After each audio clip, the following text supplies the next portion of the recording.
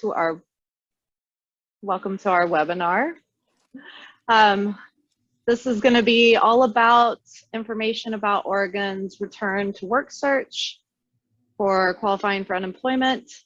My name is Teal. I know some of you know me. I am the labor liaison for dislocated workers at Labor's Community Service Agency. Erin is joining me, and she's going to run the tech side of everything today, so I can just kind of focus on giving y'all all the information that we've been researching to kind of let everyone know what's going on with these updates that are coming online pretty soon. So we are in partnership with Work Systems Incorporated, and we are here to help you. We want to give a special shout out and thank you to the Unite Here reps who requested this webinar. We are excited to be able to help the Unite Here Union and beyond. So this is for anyone on unemployment, but we did it in request of Unite Here. So wanted to say thank you. We're here to serve the workers, and so today is going to be just as much information as we can give you. So a couple disclaimers. We are not Oregon Employment Department workers.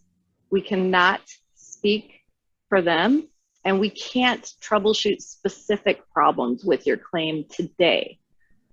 This is going to be more of an overview of the upcoming changes to keep qualifying, but we do have a weekly Zoom designed just for that, to help, you know, troubleshoot individual specific issues with people's claims. And Erin has inserted the link there in the chat. And it's every Thursday at 2 p.m. So if you do have specific issues, we encourage you, or if you know someone, we encourage you to send them our way, and we will do our best to help. Today is going to feel like potentially a lot of information, but we're going to break it down and we're going to go over it piece by piece. General overviews, of course, details, and we're going to talk about how to satisfy the return to work search criteria. We're going to talk about iMatch skills, what that is and what the registration process looks like. We're going to talk about work source centers, what they offer and what is required and what is optional. And then at the end, we're going to have time. So the presentation is going to be about 25 minutes long, and after that, we'll have question and answer time.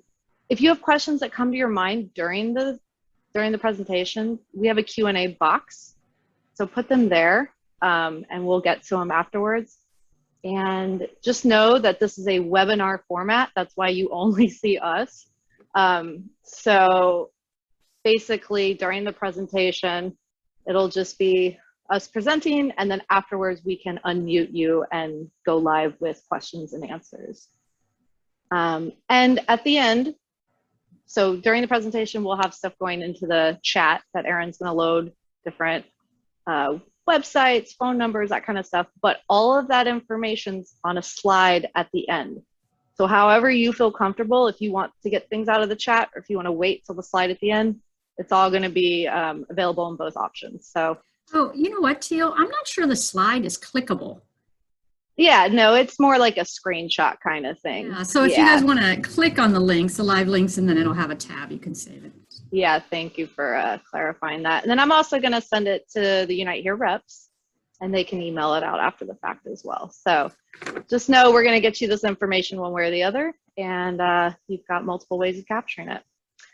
So let's just jump right in. Let's start with work search, because that's what everybody is wanting to know about. And so we've done a lot of research, investigating, and talked to some people at Oregon Employment Department. And so we're going to just kind of break it down one by one. So if you are not self-employed and you are on regular unemployment or one of the pandemic programs like PEUC or PUA.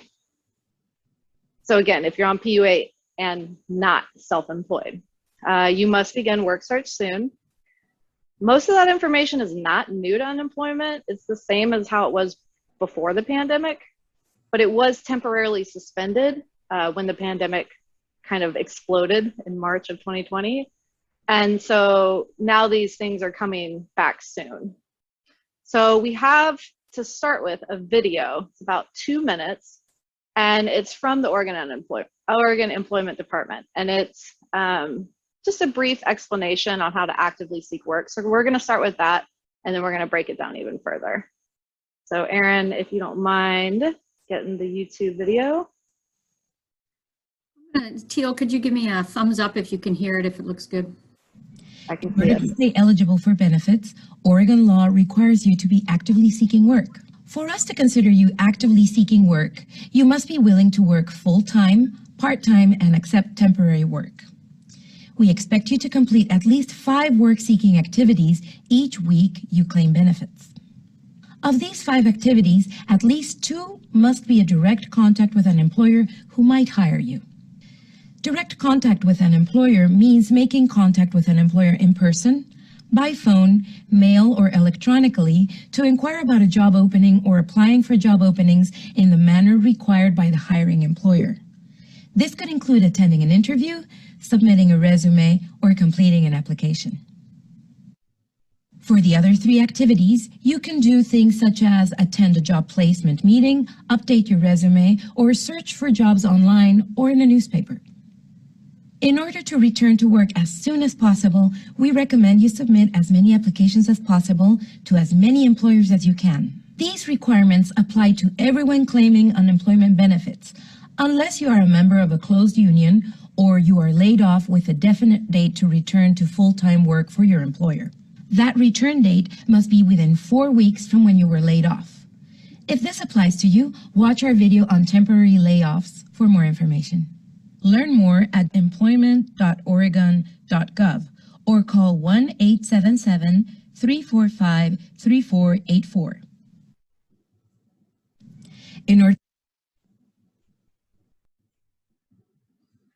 All right, so as was just stated, a big part of getting back to work is contacting employers who hire people with your skill set, your experience, your training.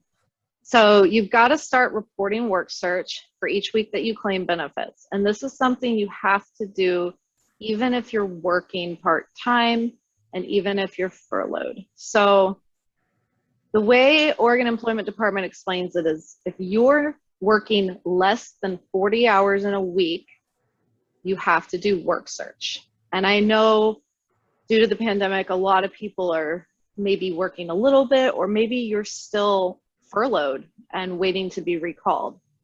So if you are furloughed and you do know your return to work date, if it is within 4 weeks of when work search comes back online and you have that in writing, then you wouldn't need to do it because you'd be considered temporarily unemployed.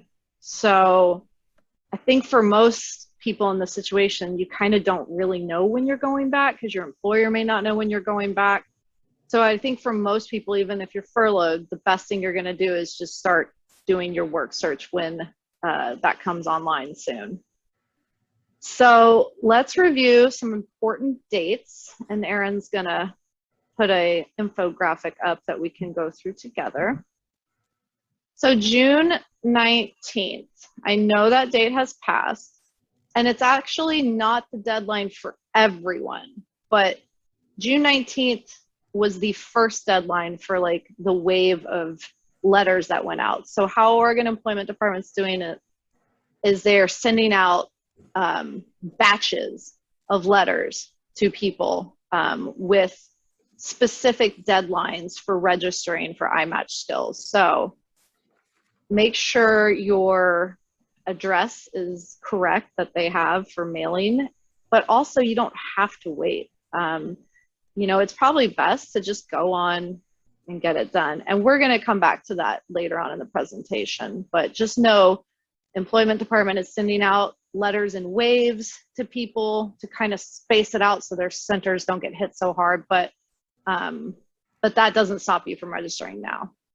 The July 6th date for WorkSource offices reopening is the next one on here, and we will go into that more further in the presentation. And then July 31st is an important date for 2 reasons. The first reason is that's the deadline to start reporting work search activities. And so, for example, if you file your weekly claim every Sunday morning, then on Sunday, July 25th, is when you must include your work search activities for claiming the previous week. So basically, July 25th to July 31st is a Sunday through Saturday, and it's within that week, work search has to be applied to the previous week. The second reason July 31st is important is it's the deadline for all claimants to complete their welcome conversation with a WorkSource staff member. And we're going to get into details on that as well later in the presentation. So now let's focus on the searching for work portion, which again was temporarily suspended, but it's now coming back online in about a month.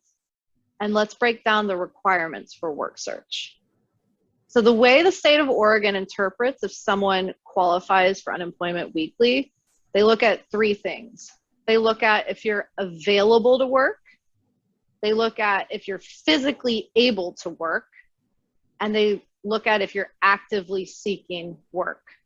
So you must complete at least 5 work-seeking activities for each week you claim benefits. And the video talked about this. 2 of the 5 have to be direct contact with employers. So what does that mean? Direct contact with employers, it can be several things. You can contact a potential employer in person, over the phone, electronically through their website or through email, by mail. And you could fill out an application. You can apply for a job. But it basically means however the specific employer you're looking at, however they take job applications and however they connect with potential applicants, that counts towards fulfilling your obligation to search for work. So let me give you an example. Target. The way Target takes applications, or one of the ways, is in their stores. They have a little hiring kiosk area. And so if a person who is on unemployment goes into a Target and goes to this kiosk, fills out the application, turns it in, that counts as one direct employer contact for that week, because that is the process of how Target takes applications. So you need to include all the information about what you did, how you made direct contact, and be as detailed as possible when you're talking about the 2 employer contacts in your reports, because you've got to include things like what website you visited, the business name. If it's a job posting, say on Craigslist, then there's always a identification number attached to it. So you would get that number.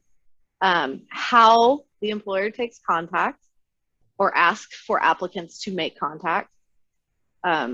If applicable, who did you talk to? Like maybe there's a hiring manager or an HR rep, you know? But again, how did you apply? What position did you apply for? All of those kinds of details help you meet the requirement that the employment department expects for your direct employer contact. And again, that's 2 of those in a week. So the other 3, because you need 5 per week, the other 3 work search activities can be much broader. Now you could do 5 direct contact employer if that's what you will, you know, if you ended up applying for 5 jobs that week, put that down. There's nothing to stop you from doing more than 2. It's just you're required to have 2 direct contacts. But the other 3 can be things like attending job fairs, networking, browsing job listing websites, uploading your website to different job websites, updating your resume, attending a WorkSource sponsored event like workshops or trainings. You can meet with a career counselor at WorkSource. So that's just some. There's many more things, but those are just some examples. But the other 3 work search activities are broader or softer. So they don't have to include the direct contact. So again, what are the details that the employment department wants claimants to document and provide? Erin's going to screen share a template they have that you can use, or you can create your own.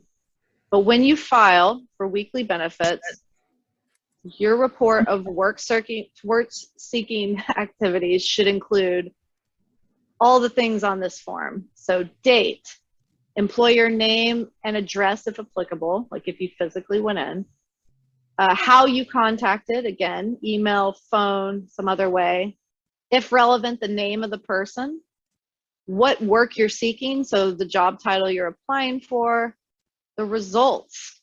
How did you get an interview? Did you get a call back? You know, did you not hear anything? Put that there. And then if you did apply or, you know, attach your resume to the job, there's a section for that too. So those are all things that the employment department expects for claimants to document. And as you can see, there's this template here, and we're going to provide you with the link to this a little later, or you can just make your own. And it doesn't have to be fancy. You can write it in whatever language you're comfortable writing in, or you can create your own on the computer, handwritten, it doesn't matter, or you can use the one they provide. But the important thing is you are required to keep this log to record your work-seeking activities. And the reason you're required to is because at any time, the state of Oregon can ask you for this. And if you don't have it and can't provide it, say you lose it or you just don't do it, they can cut your benefits off. And they do recommend keeping this up to a year after your claim has ended, because sometimes audits happen after the fact. So just tuck it away in a safe place and know it's something that you may never have to show, but you may be asked to, and so keep it around for that very reason. Let's move on. Or Erin, do you mind putting the link for the template in the chat when you have a moment? So we're going to move on to WorkSource offices and what services WorkSource provides. So those offices are designed to help us get back to work. They have a ton of resources available, and I want to distinguish for y'all between optional ones and what's required to continue to get your benefits, okay? So I'm just going to touch on the optional stuff that's pretty cool that they do. They do things like provide job leads. They do job placements. They have funding available for further education or training.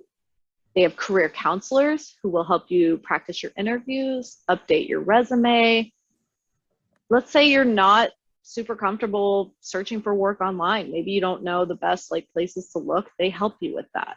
They can teach you and show you the best sites to go to. Tech support, they help with that kind of stuff. For instance, if you got locked out of your iMatch account, you could call WorkSource and they can help you. Like if you're not able to do it on your own, you can't figure out why you're locked out, they will help you with that kind of tech support. They cannot answer claim questions though for specific claims, but they can help with tech stuff. And then again, more training programs that they sponsor. So all of that stuff is optional, but it's pretty cool and it's free. So if you feel like you want to take advantage of it, absolutely do so. And so we had mentioned July 31st, that date was connected, of course, to when WorkSearch comes back, but also it's connected to what is required of claimants. So by July 31st, all claimants must have had already, it must have already happened, the welcome conversation that you have to have with a WorkSource staff member. And so that is a requirement of you to call WorkSource, and we're going to provide you with the website and phone number, but you're going to call and schedule. It's a welcome conversation, and what they do, it used to be in person pre-COVID, but now it's, I believe, going to be over the phone because they don't have the capacity for everyone to be coming in and out, but you're going to call and schedule your WorkSource welcome conversation. And what they do is they just kind of ask you some questions about your work history, what you want your work future to look like. Maybe you want to stay in the same industry, and they'll help look for similar jobs. Maybe you want to switch gears and start doing something new. What's cool about the WorkSource staff is they're super knowledgeable about skill sets. So maybe you've been in the same industry for a long time, and so you're like, yeah, I think I want to try something new, but I'm not sure how to do that or what I'd be good at. They will be able to take your skill sets and show you all these other career options where your skill sets could directly apply. And so it's pretty cool to help you kind of think outside the box and maybe shift directions for your career.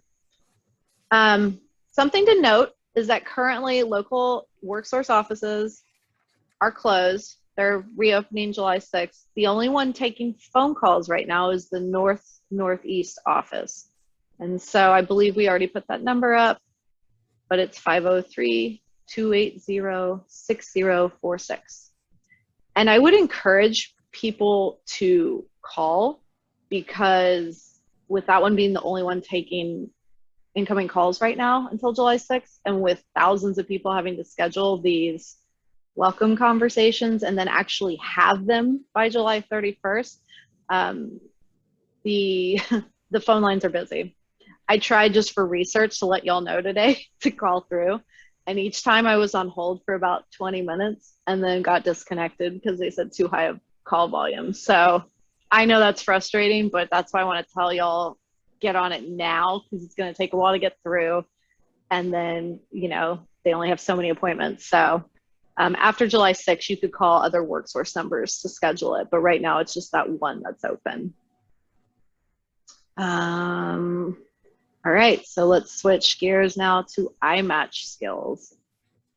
So iMatch skills is the other requirement for work search returning. And so iMatch skills, as I mentioned before, the employment department's sending out letters in waves and batches. So if you haven't got it yet, your deadline probably hasn't come, but I would just encourage you to go on and do it. Don't wait for your deadline. Just, you can wait, but there's no reason you have to. So you can get on and do it at any time. And what you have to do is you have to create a profile. And it's super important when you're creating your profile, it's going to ask you or give you the option to put in your social security number, and it's going to say that's optional. But you gotta put your social in, or it's not going to automatically attach to your unemployment claim. I don't know why they make it optional, but we are strongly encouraging people to input your social security number in your iMatch profile to ensure your profile connects to your unemployment claim. So just a little disclaimer on that. So what iMatch Skills does is it's the online job seeker profile for people on unemployment, and then for employers, they go in and they put in available jobs, and then that system matches the two. And so when you create your account, after you actually get logged in, you're going to go through and have to answer some questions. There's going to be questions about what kind of work you're seeking, the minimum amount of pay you're willing to accept. It's going to ask if you want to put in a resume. You can upload one or you could type one in. It's going to ask about your work history. And then it's going to basically take your information and try to match you to available jobs. If you get a job offered, and you don't take it, unemployment can stop your benefits. So we do need to let you know that. So this is a great resource to connect you to available jobs. You're not required to follow up only if it's not a good fit. And there's very specific parameters around that. So I'm going to give you this example. Let's say you're used to working Monday through Friday weekdays, and the iMatch system pairs you with a job that's graveyards, right, overnight. And that is not something you can do. That's not a good fit. That's not what you're looking for. That would be an acceptable reason to decline. But otherwise, you know, barring there's not a huge, you know, problem like that example I gave, then if you are offered a job through iMatch and you don't take it, your benefits can stop. And then the registration, it's a multiple step process. It has to be done all at one time because you can't save it part way. And so really make sure you've got a good hour of time dedicated to the registration process to get it all done at one time, because you cannot save it as you go through. So just something to note there. And basically you're going to register, answer the demographic questions, and then answer the job seeking questions. And it should take you 30 minutes to about an hour. There's a helpful step-by-step guide to the registration process to make sure you do it properly. And Erin just put it in the chat. And again, we'll provide it at the end. So if you want to check it out before you start, I encourage you to do it. It won't take you more than a couple minutes to read through step by step what you have to do. And it, you know, will just help clarify the process. So I do want to say today is Friday, June 25th. And so with this being recorded, we're going to upload it to YouTube. And we can't vouch that beyond today's date that this is the most up-to-date information, because as we all know, things update all the time from the Oregon Employment Department. But I did want to throw that out there for anyone watching this after the fact. This was recorded on June 25th, 2021. So we are here to serve our union families. And I, in that line of thinking, just found some extra things I wanted to share with y'all that may apply to you when I was doing research for this. And so just a few things to share is even if you cannot return to your work location, you must still look for work, but you can look for work from home options, and you can report that in your work search. So if you're immunocompromised and you're not feeling comfortable yet to return to a physical building work location, that is not a good reason to not search for work. You have to then shift to searching for jobs you could perform from home. And if your type of work cannot be done from home, then you're going to have to broaden your search to something else. Another thing to mention is, according to the Oregon Employment Department, employers can require the COVID-19 vaccine, but they have to offer you an alternative to protect yourself. So like social distancing and masking and things like that. So they can require the vaccine, but they have to provide you alternatives. Like if you potentially can't get it or don't want to get it, but you can't turn down work just because an employer requires a vaccine and you don't have the vaccine. That will cause your benefits to stop. And then just a couple of things about children. If you prefer to keep your child remotely learning in the upcoming school year, then you must still be available to work at least one shift if 2 shifts are offered that week, or 2 shifts if 3 shifts are offered that week. Otherwise, you got to look for part-time work. And this is just something they mentioned in their webinar that I wanted to mention in case anybody watching is in that situation. So these were just a few things I came across. So we'll go ahead and put that slide up now with all the information for links and numbers, and that way people can screenshot it. And I think after that, we'll just go ahead and go into our question and answer. So here again, I'll just go over it for everybody one more time. So the top link listed is the weekly 2 p.m. unemployment webinar that we co-host every Thursday, 2 p.m., where we can troubleshoot specific Oregon unemployment claimant problems. So if you know anyone, or if you're having issues, or in the future issues pop up, you can find that Zoom link on LCSA's website. And so that's what that link is. The next link is for Oregon unemployment updates. This is a good one if you're not signed up to get emailed updates. It's just the home page, and you scroll down a little bit, and there's a box to put in your email in the middle of the page. The work search video link we played, it's about 2 minutes long, just kind of goes over what I went into in more depth.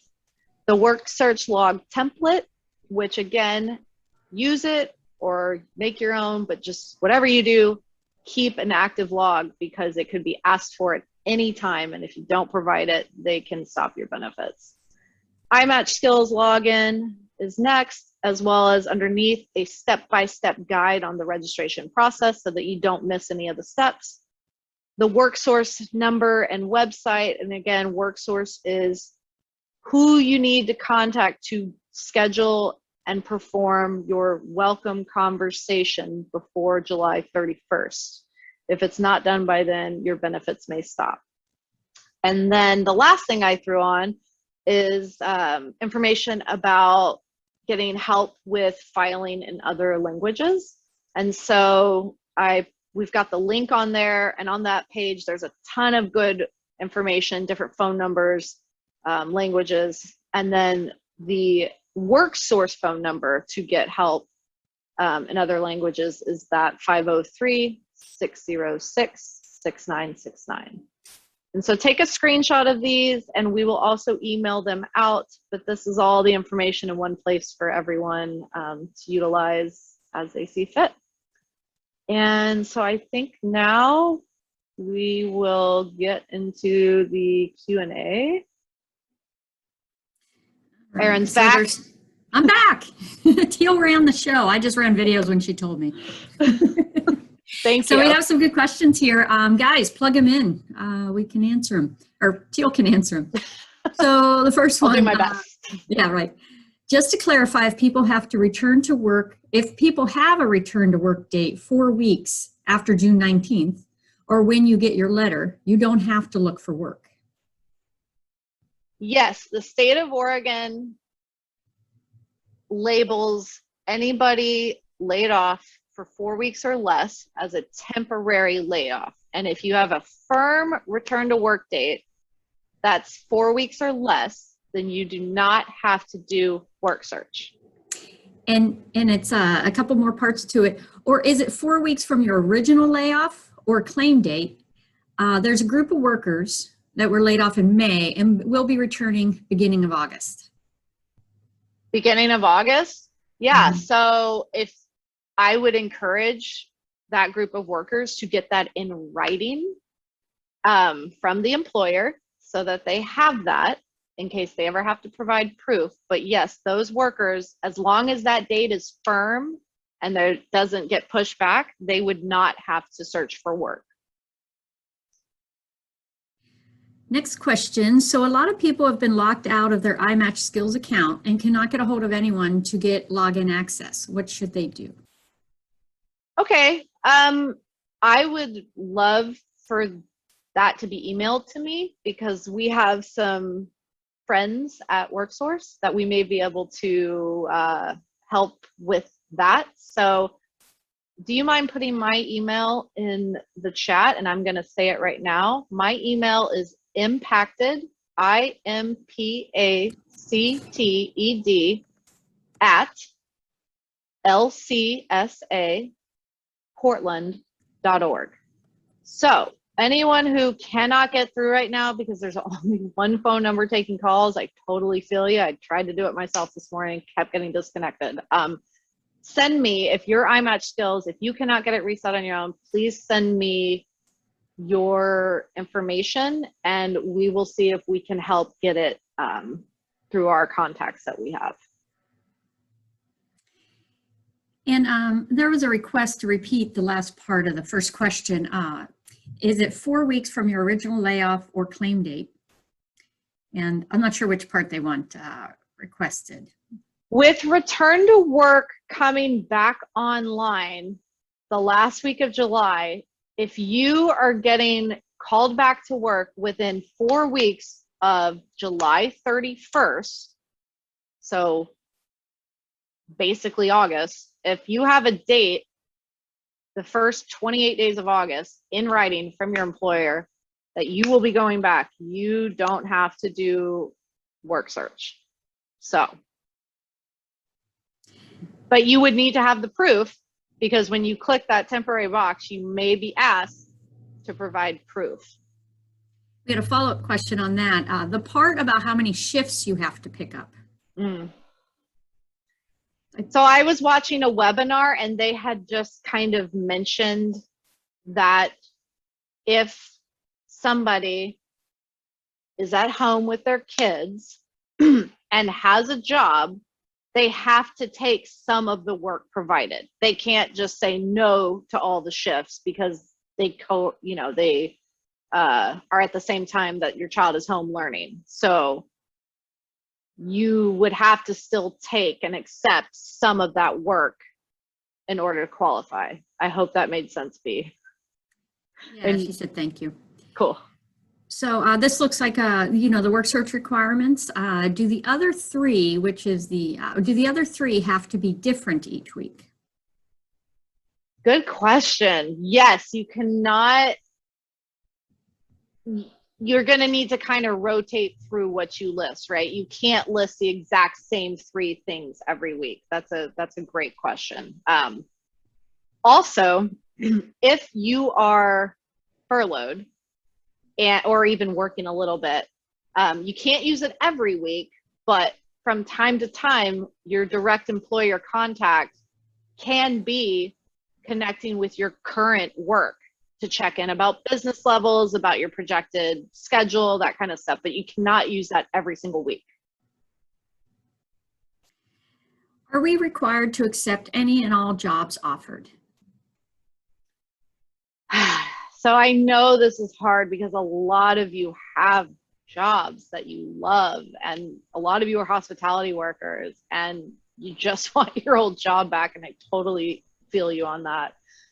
According to the state of Oregon, unless there is a big reason it's not a good fit, like the example I gave is you're used to working days and you're offered a graveyard shift job, that would be a valid reason to say no, because that is not a good fit. But it's not like little stuff, right? It's not like, it's got to be a very valid reason that you cannot take this new job. So it's kind of open for interpretation, but what they say is that if you're offered a job, unless there's a very good reason to not take it, you have to take it or your benefits can stop. And I know that's not what people want to hear, and I feel you, and I'm just the messenger.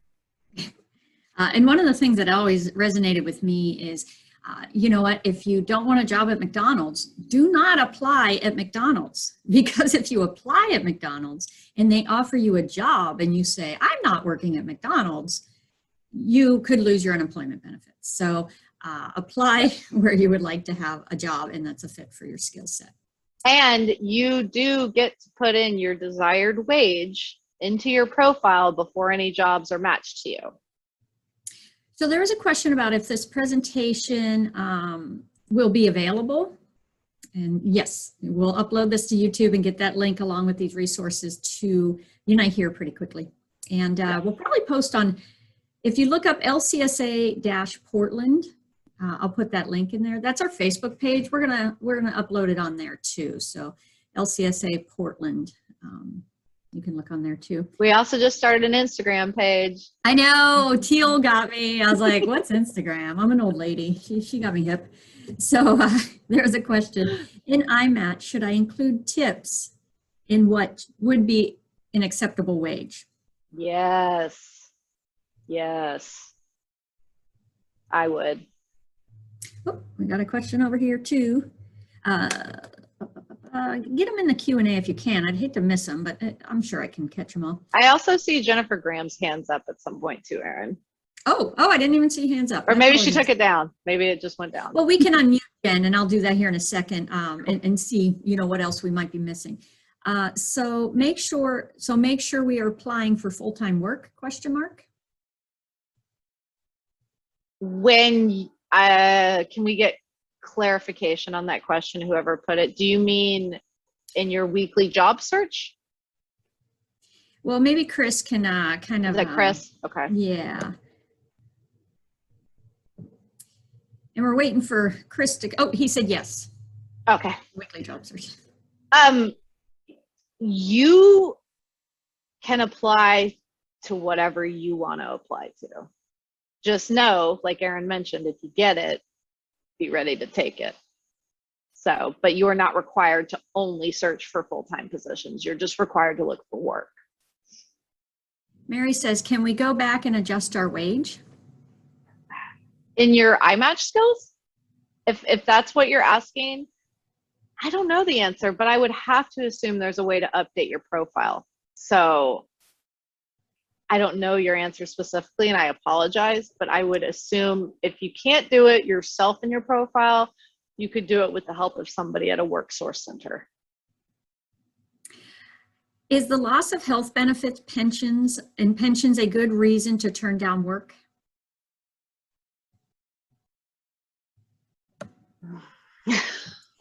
I don't think it would be, because they are just wage focused. There's, you know, what matching kind of what your wage. I've been doing this 9 years and I've never heard anything about making sure fringe benefit. I mean, obviously we all agree it should be, but they don't work like that unless, Teal, you know anything different. I have not heard that as a good reason, but we have people we can ask. So I'm going to write that one down. That's a really good one. I'll let you write that down, and we got another one here when you're ready. I am ready. If people apply for I'm not a good reader for you. If people apply for positions they are not qualified for, will the state take issue with that?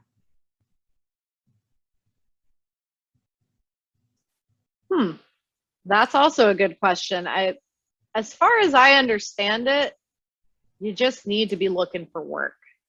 Yeah, but I'm recalling from a different session, like if you're only out there applying to become a brain surgeon, like you're going to get flagged, right? So, you know, you have to, what the state asks you to do is look for work that matches your skill set.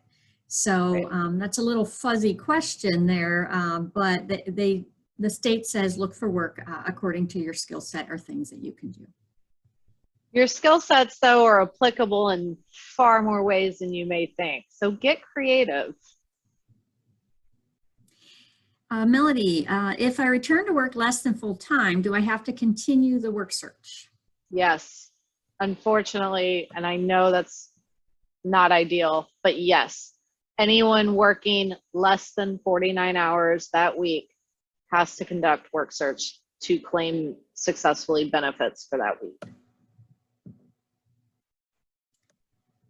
Well, I think we've kind of answered most of the questions. You might want to plug the Tuesday webinar. Let me get that link up again for folks if they have questions later on.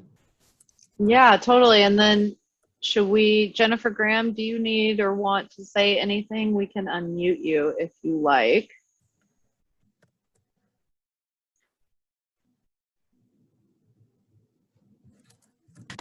Oh, okay, thanks. I'm not used to being on where I can't just unmute myself and talk. It's definitely a different thing. This is the webinar format instead of meeting. Yeah. I actually did have one thing. It was like kind of, but this is just like follow up to a question, which I now know was Michael's question about the healthcare. So I think that's because people are getting COBRA right now. It might be right. And so I actually just realized I don't know the answer to the question, can you stay on? I'm not, and so like for some people, It's the subsidized COBRA, and if you could sign up for employer health care, you could lose it, but I'd like to note that most employers don't give you health care on day one.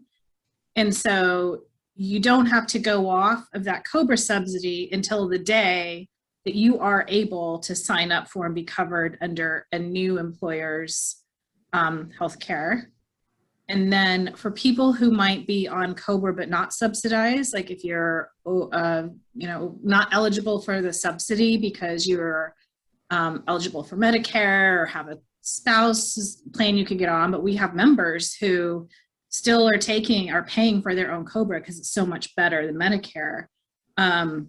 That's where I have a question. I don't necessarily think it's true that you can't continue to get COBRA if you start working another job, which is basically a temporary job. So, and if anyone else here has any thoughts on that, because that is actually, I think for a lot of our members, really an important question. And I'm sure Erin is right, that you can't turn down a job because you would lose healthcare. They're not even looking at that, so. Yeah, I think you're making, that's okay. I think, Jen, your line of thinking on this is correct, because the COBRA subsidy ends September 30th. That's when the sunset date is, right? And with return to work search coming online, the very end of July, that's about a 2-month period. Yeah. And I believe enrollment, if you did get a job where you qualify for healthcare, they can kind of do that in the beginning, or they could do it after 90 days. I don't know. Most places will be 90 days. If you work for Amazon, you get healthcare day one. Woo!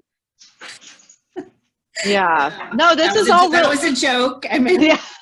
I didn't see do not Amazon. Way to bring down the meeting. The Teamsters organize it. Go work at Amazon. There you go. But yeah, most employers, you have to wait 90 days or 60 days. Right. And I don't know how many people are actually on new claims, or if most people we're talking to today are still on PEUC. And if that's the case, PEUC is set to sunset September 4th.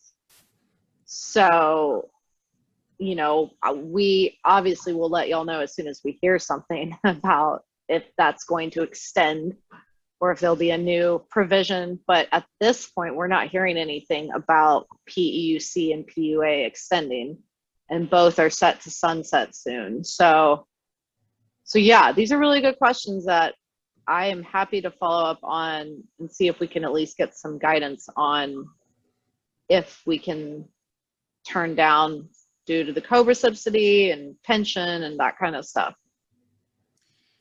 Mary jumped in with a question, and it might be related, to what you're going to research. And, that kind of question, we'll reach out to our partners at the Oregon Health Insurance Marketplace and get some real good answers. And I'm sure Teal will communicate with Jen, so they can get that out to you. But Mary's question was September. Well, then it's missing a date, but it says September something is when we lose the state insurance, ? For those of us who are on state insurance. Is that about COBRA subsidy? I'm not sure. Mary, if you might want to clarify that for us.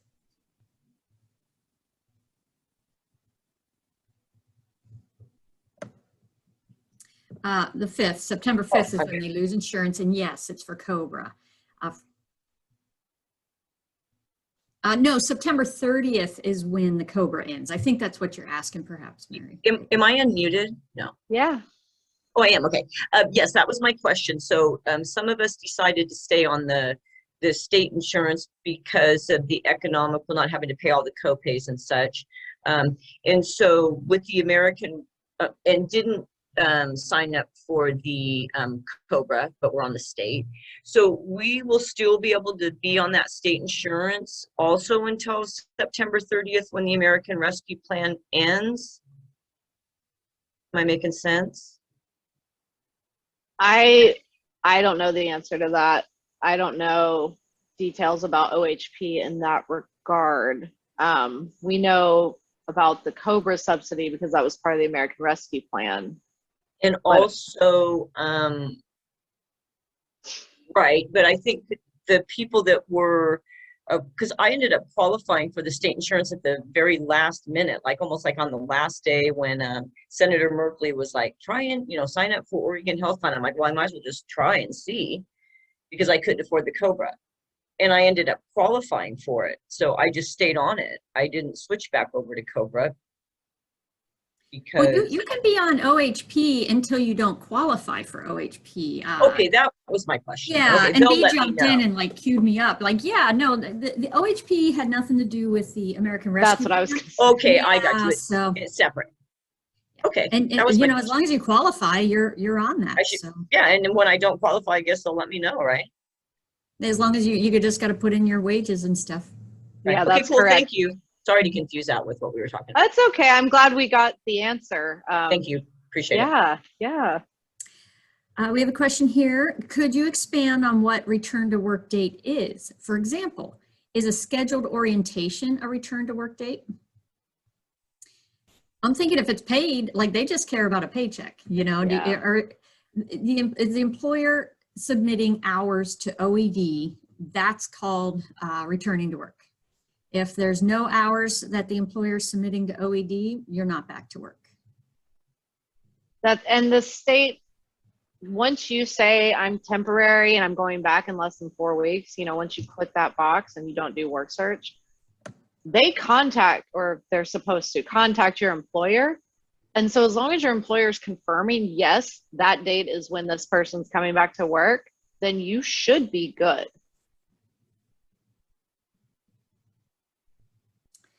I think we're slowing down on questions. I think we got most of them answered. I'm going to put it in here again. I put a link to the weekly seminars, like I mentioned, and then also to our Facebook page, because we're going to post this video so you guys have the information. So I just posted both those resources there for you. And I think Jen will get it out. The union's going to get it out with all these resources too. Oh, wait, I think a question popped up. Hang on. Okay. So if we return to work, are recalled for just a few shifts, do we still do work search? Yes. If you are working less than 40 hours that week, when you go to claim that week, you must have conducted work search for that week to continue to qualify. And that begins July 31st. All right. I think we should call it a day, I suppose. Thanks, Jen. And everyone, please, you have my work email now. If more questions pop up, please just feel free to contact me. We will do our absolute best. If we don't know the answer, we will go and find it. And, Labor's Community Service Agency is existent to help, with this kind of stuff, especially our union family. So don't hesitate. And it's also ran by Unite Here.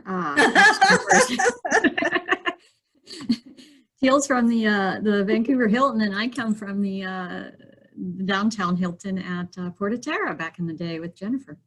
That's right. That's right. We're all connected. But if more questions do pop up, don't hesitate to email me or get them to Jen. She'll get them to me, whatever's easiest. But we want to make sure everybody is confident in what they need to do.